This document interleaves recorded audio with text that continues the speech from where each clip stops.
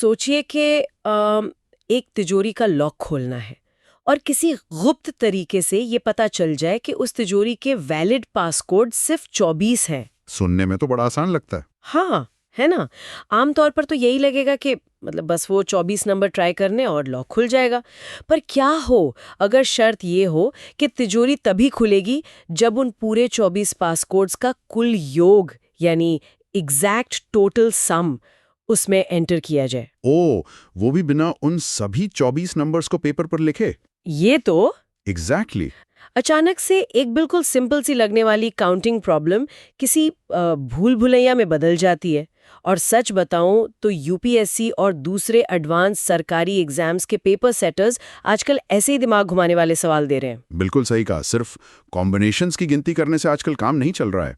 वहाँ नंबर्स की असली वैल्यू निकालनी पड़ती है। तो इस चर्चा में हम लोग एक गहन विश्लेषण करने वाले हैं। हम स्टडी आईक्यू की advanced number system question series 4 से मिली जानकारी को बेस बना रहे हैं। और इस कॉन्सेप्ट को मैथमेटिकल भाषा में summation logic for constraint permutations कहा जाता है। सुनने में थोड़ा भारी लग रहा होगा। थोड़ा नहीं, काफी भारी लग रहा है। पर हमारा प्राइमरी मिशन यही है कि इस डीप डाइव में हम सिर्फ ये ना देखें कि कितनी संख्याएं बन सकती हैं, वो तो मैथ का एक बेसिक हिस्सा है। राइट। हमारा मेन फोकस इस बात पर है कि उन सारी संख्याओं के कुल योग को निकालने के पीछे का मैकेनिज्म दरअसल काम कैसे करता है। चलिए इसको थोड़ा विस्तार से समझते हैं। शुरू में शायद ये किसी बोरिंग मैथ क्लास जैसा लग सकता है, पर वादा करती हूँ ये एक बेहद दिलचस्प डिटेक्टिव पजल है। हाँ, क्योंकि पेपर सेट करने वालों का मुख्य उद्देश्य सिर्फ आपकी स्पीड चेक करना नहीं होता। वो लोग कॉन्सेप्चुअल क्लैरिटी टेस्ट करते हैं। वो देखना चाहते हैं कि एक कैंडिडेट किसी कंस्ट्रेंड सेट यानी बंधी हुई शर्तों वाली संख्या व्यवस्था को कितनी गहराई से समझता है। अच्छा, तो मैथमेटिकल रूल्स किसी कड़ी सिक्योरिटी वाले इवेंट जैसा बिहेव करते हैं ना? एकदम। सबसे पहले कंस्ट्रेंट्स यानी शर्तों की बात आती है। किसी भी नंबर्स वाले सवाल में शुरुआती नियम ही संख्या की बनावट को तय कर देते हैं। और इसको समझने के लिए हमें रूल ऑफ पोजीशन या स्थान के महत्व को देखना होगा। स्थान का महत्व मतलब प्लेस वैल्यू? हाँ, किसी भी संख्या की औकात या उसका मैग्नीट्यूड उसके हाईएस्ट प्लेस वैल्यू से तय होता है। इकाई, दहाई, सैकड़ा और फिर हजार। एक सेकंड, इसको एक रियल वर्ल्ड सिनेरियो से कनेक्ट करके देखते हैं। मान लीजिए एक बहुत ही एक्सक्लूसिव वीआईपी क्लब है जिसका नियम है कि वहां सिर्फ वही लोग जा सकते हैं जिनका एंट्री टिकट नंबर 2000 से कम हो। ठीक है, आगे बताइए। अब इस क्लब के दरवाजे पर एक बाउंसर खड़ा है। नंबर्स की भाषा में ये बाउंसर हाईएस्ट प्लेस वैल्यू है। अगर 4 अंकों की संख्या है तो बाउंसर 1000 का स्थान यानी थाउजेंड्स डिजिट है। बहुत बढ़िया एनालॉजी है ये। तो ये बाउंसर सबसे पहले ये तय करेगा कि वहां सिर्फ 1 नंबर ही खड़ा हो सके, ताकि संख्या हमेशा 2000 से छोटी रहे। बिल्कुल, यहाँ बाउंसर का सख्त होना बहुत जरूरी है। अगर बाउंसर गलती से भी वहां 2, 3 या कोई बड़ा अंक आने दे तो संख्या 2000 या उससे ऊपर की रेंज में चली जाएगी और वीआईपी क्लब का रूल वहीं टूट जाएगा। हाँ, तो मतलब कंस्ट्रेंट वाले क्वेश्चंस में सबसे अनिवार्य कदम हाईएस्ट प्लेस वैल्यू को फिक्स करना होता है। सही पकड़ा। लेकिन चुनौती यहाँ खत्म नहीं होती। अक्सर ऐसे पजल्स में नॉन रिपीटिशन का नियम लगा होता है, यानी अंकों को दोहराने की मनाही होती है। रुकिए, मुझे एक बात समझ नहीं आती यहाँ पर। आमतौर पर जब मैथ के ऐसे सवाल एग्जाम में आते हैं तो हर किसी का पहला इंस्टिंक्ट होता है कि सीधे फॉर्मूला लगाओ, वो एनपीआर वाला फॉर्मूला, है ना? हाँ, परम्यूटेशंस का स्टैंडर्ड तरीका। तो इस वीआईपी क्लब के बाउंसर वाले नियम और नॉन रेपिटेशन को इतना पेचीदा क्यों बनाया गया है?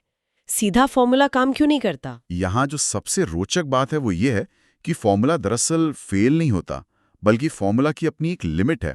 एब्स्ट्रैक्ट मैथमेटिकल फॉर्मूलाज सिर्फ ये बताते हैं कि कितनी वैलिड संख्याएं बनेंगी। अच्छा, मतलब वो सिर्फ गिनती करते हैं। एग्जैक्टली। वो नंबर्स का शेप और साइज गिन लेते हैं, लेकिन उसके अंदर बैठे हुए अंकों की औकात या उनकी फेस वैल्यू को इग्नोर कर देते हैं। फॉर्मूला रटने वाले लोग यहीं फंस जाते हैं। फॉर्मूला उनको सिर्फ काउंट देगा कि भाई 24 संख्याएं बनेंगी, पर सवाल तो उनका टोटल सम निकालने का है। वही तो। जब सवाल ये होता है कि उन 24 संख्याओं का एब्सोल्यूट टोटल समेशन क्या है, तो फॉर्मूला वहां पूरी तरह से अंधा हो जाता है। परीक्षा बनाने वाले वैल्यू चाहते हैं, गिनती नहीं। ओह वाओ, यहाँ पर बात सबसे ज्यादा दिलचस्प हो जाती है। मतलब हम लोग अब गिनती करने से लेकर जोड़ने की तरफ पिवट कर रहे हैं। हाँ, ये इस पजल का अगला पड़ाव है। इसको ऐसे देखते हैं कि जैसे आपको ये तो पता चल गया कि पार्टी में कितने लोग आ रहे हैं, फॉर्मूला ने बता दिया कि 24 लोग आएंगे, ये तो काउंटिंग हुई। लेकिन असली चुनौती ये हिसाब लगाना है कि वो सब मिलकर कितना खाना ला रहे हैं या खाएंगे। ये समेशन है, और अगर पार्टी प्लानर ने सिर्फ टोटल लोगों की गिनती पर ध्यान दिया तो पार्टी फ्लॉप हो जाएगी। खाना कम पड़ जाएगा, बिल्कुल। तो अब सवाल ये है कि फॉर्मूला तो काम आया नहीं, तो हम इस सम को निकालते कैसे हैं? और यहीं पर सिस्टमैटिक रिकंस्ट्रक्शन नाम का कॉन्सेप्ट पिक्चर में आता है। ये वो तरीका है जिससे हम गिनती से आगे बढ़कर असली वैल्यू तक पहुंचते हैं। सिस्टमैटिक रिकंस्ट्रक्शन सुनने में तो काफी टेक्निकल लग रहा है। इसे सरल भाषा में कैसे समझें? इसका सीधा सा मतलब है कि संख्याओं को सिर्फ हवा में कैलकुलेट करने के बजाय उनके बनने के पैटर्न को व्यवस्थित तरीके से वापस कंस्ट्रक्ट करना।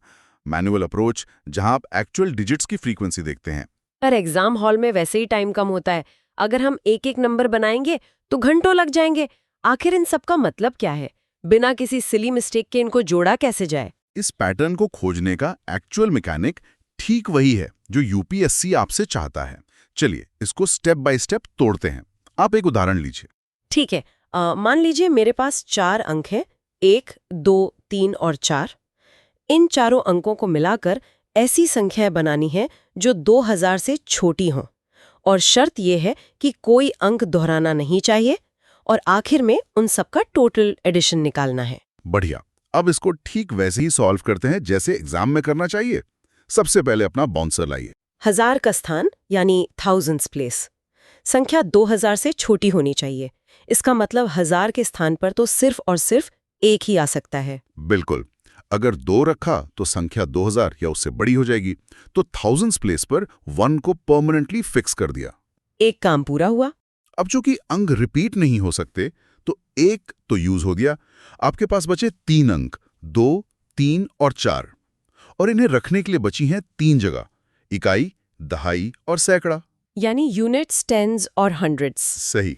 अब आप बताएं, इन 3 अंकों को 3 अलग-अलग जगहों पर अरेंज करने के कितने तरीके बनेंगे? 3 अंक, 3 स्थान, तो ये हुआ 3 फैक्टोरियल, यानी 3 × 2 × 1। टोटल 6 कॉम्बिनेशंस बनेंगे। मतलब 6 ऐसी वैलिड संख्याएं बनेंगी जो बाउंसर की शर्त को पूरा करेंगी। हमने गिनती तो निकाल ली। हाँ, इवेंट मैनेजर को पता चल गया कि 6 लोग आ रहे हैं, लेकिन उनका टोटल कैसे निकलेगा? वही तो मैं सोच रही थी। क्या मैं एग्जाम रूम में बैठकर सारे 6 नंबर्स को, जैसे 1 2 3 4, 1 2 4 3, 1 3 2 4, एक के नीचे एक लिखूंगी और फिर उन्हें जोड़ूंगी? उसमें तो बहुत टाइम लग जाएगा। और गलती होने के चांसेस भी बहुत ज्यादा हैं। यहीं पर सिस्टमैटिक रिकंस्ट्रक्शन का मैजिक काम आता है। हमें हर संख्या को पूरा लिखने की कोई जरूरत नहीं है। तो फिर कैसे होगा? हमें सिर्फ कॉलम्स की सिमेट्री देखनी है। हमारे पास बची हुई 3 प्लेसेस में अरेंज करने के लिए 3 अंक थे, 2, 3 और 4। इनमें कोई बायस तो है नहीं। बायस मतलब हर अंक हर स्थान पर बराबर बार आएगा।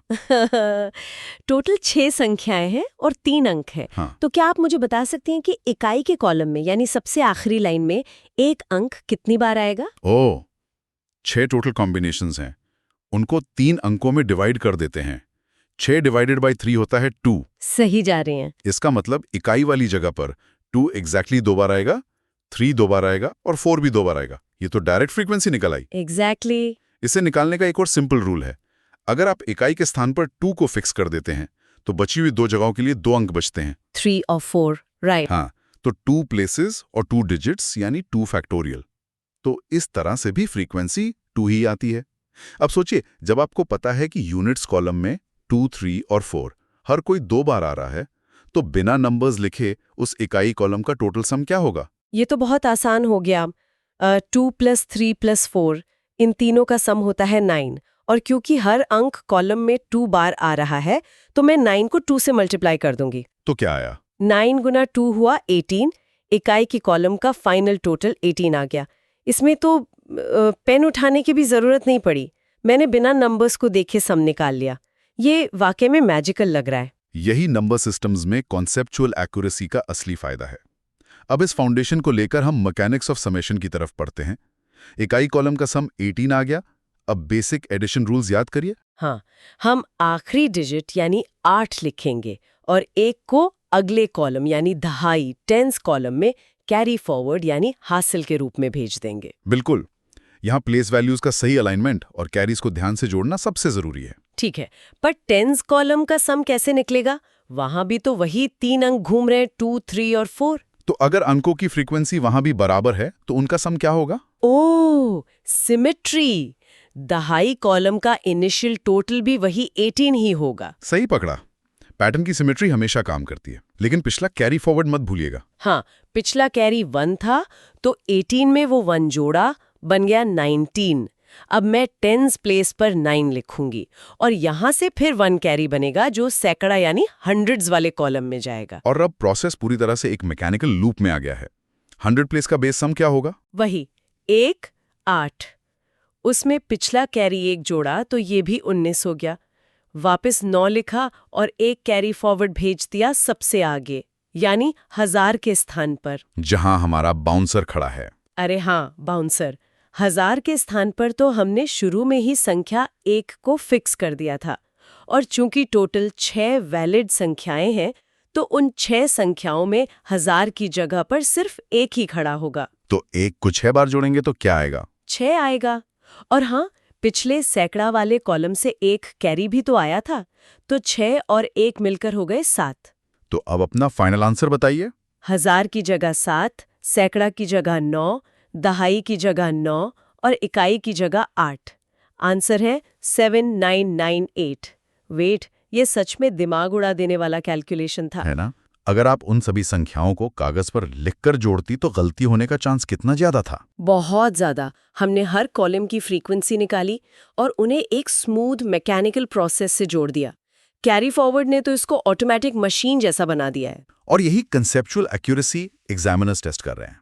जब डिराइव्ड परम्यूटेशंस को सिस्टमैटिकली अलाइन किया जाता है तो एडिशन एरर फ्री हो जाता है, गलती की कोई गुंजाइश ही नहीं बचती।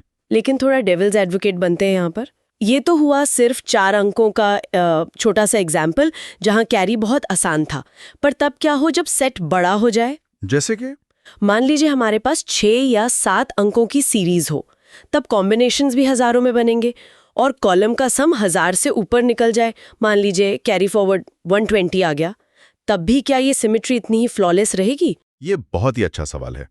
देखिए, बेस लॉजिक या प्रिंसिपल में कोई बदलाव नहीं आता। सिमेट्री तब भी वैसी ही काम करती है। हाँ, एडिशन करते वक्त केयरफुल अलाइनमेंट थोड़ा और क्रिटिकल हो जाता है। मतलब कैरीज बड़े हो जाएंगे। बिल्कुल।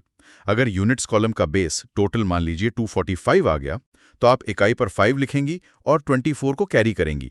टेंस कॉलम का बेस टोटल भी 245 होगा, जिसमें आपको 24 जोड़ना होगा। तो वो 269 हो जाएगा। मैं 9 लिखूंगी और 26 आगे भेज दूंगी। एग्जैक्टली। पैटर्न और सीक्वेंस तब भी स्मूथ रहता है। इस बड़े लेवल पर आकर ही फॉर्मूला पर ब्लाइंड ट्रस्ट करना खतरनाक हो जाता है। जब तक कैंडिडेट को स्ट्रक्चरल बेस नहीं पता होगा, वो बस अंधे कैलकुलेशन में घूमता रहेगा। सही कहा। आज के इस पूरे विश्लेषण ने सच में मैथ्स के कितने डरावने टॉपिक को कितना आसान बना दिया। अगर मैं इसको समेटूं तो हमने देखा कि सबसे पहले रूल ऑफ पोजीशन के सहारे हम हाईएस्ट प्लेस वैल्यू पर एक बाउंसर बिठाते हैं, जो एक सीलिंग तय करता है। उसके बाद हम कॉम्बिनेशन रूल से वैलिड नंबर्स की काउंटिंग निकालते हैं, फिर उन्हें अंधों की तरह जोड़ने के बजाय हर कॉलम में डिजिट्स की फ्रीक्वेंसी देखते हैं, है ना? सिस्टमैटिक रिकंस्ट्रक्शन करते हैं। बिल्कुल। और आखिर में प्लेस वैल्यूज का ध्यान रखते हुए सिंपल एडिशंस और हासिल यानी कैरी फॉरवर्ड से पूरे स्ट्रक्चर को अलाइन करते हैं। और एक बात बताऊं, ये मेंटल मॉडल सिर्फ यूपीएससी या सरकारी एग्जाम्स पास करने तक सीमित नहीं है। अच्छा, और कहाँ यूज होता है ये? या रियल लाइफ समस्या को हल करने का एक फ्रेमवर्क है। कोई भी बड़ी प्रॉब्लम कंस्ट्रेंट से ही तो बंदी होती है। लोग अक्सर जटिल समस्याओं को देखकर घबरा जाते हैं और सब कुछ एक साथ सॉल्व करने की कोशिश करते हैं, और वहीं पे गलती हो जाती है। हाँ, इस टेक्निक ने हमें सिखाया कि प्रॉब्लम को बड़ा मत देखो, कंस्ट्रेंट्स ढूंढो, छोटे हिस्सों के पैटर्न्स को एनालाइज करो। जब आप उस स्ट्रक्चर को देख लेते हैं तो बाकी का काम ऑटोमेटिक हो जाता है। लॉजिकल क्लैरिटी किसी भी केओस को ऑर्डर में बदल सकती है। सही बात है। जिंदगी की भूल भुलैया हो या मैथ के कॉम्बिनेशंस, दोनों में ही ये मेंटल मॉडल काफी मैजिकल साबित हो सकता है। खैर, इसके साथ ही हम आज की इस गहरी चर्चा के आखिरी पड़ाव पर पहुंच गए हैं। मुझे उम्मीद है सुनने वालों का इस कॉन्सेप्ट से डर थोड़ा कम हुआ होगा। मुझे भी यही लगता है। लेकिन जाने से पहले हमेशा की तरह मैं एक ऐसा विचार छोड़ना चाहती हूं जो आपको सोचने पर मजबूर कर दे। आज हमने कागज, पेन और दिमाग लगाकर स्थान आधारित नियम से एक पजल सॉल्व की। सही बात है। हमने मैकेनिकल अलाइनमेंट और कैरी फॉरवर्ड की ताकत देखी, लेकिन जरा सोचकर देखिए कि आने वाले कल में जब आर्टिफिशियल इंटेलिजेंस और मैसिव सुपर कंप्यूटर्स डिजिटल दुनिया में पासवर्ड्स क्रैक करते हैं, तो क्या वो भी यही करते होंगे? ये एक बेहद दिलचस्प सवाल है ना? जब एआई लाखों शर्तों में बंधे डेटा सेट्स को माइक्रो सेकेंड्स में सॉर्ट करता है, तो शायद वो भी ठीक यही सिस्टमैटिक रिकंस्ट्रक्शन और पोजिशनल लॉजिक फ्रेमवर्क यूज कर रहा होता है। बस एक हाइपर डायमेंशनल स्केल पे। हाँ, बिना खके बिना रुके। तो क्या पता फ्यूचर की साइबर सिक्योरिटी और मैसिव डेटा डिफेंस इसी सिंपल मैथ लॉजिक पर टिकी हो। क्या हमारा दिमाग और एआई एक ही पजल को बस अलग-अलग स्पीड पर सॉल्व कर रहे हैं? इस पर तो डेफिनेटली काफी सोचा जा सकता है। तो इस विचार के साथ हम इस चर्चा को यहीं विराम देते हैं। नंबर्स के इस छुपे हुए यूनिवर्स को समझने में हमारे साथ जुड़ने के लिए बहुत-बहुत शुक्रिया। अगली बार एक नए विषय के साथ फिर आपसे मुलाकात होगी।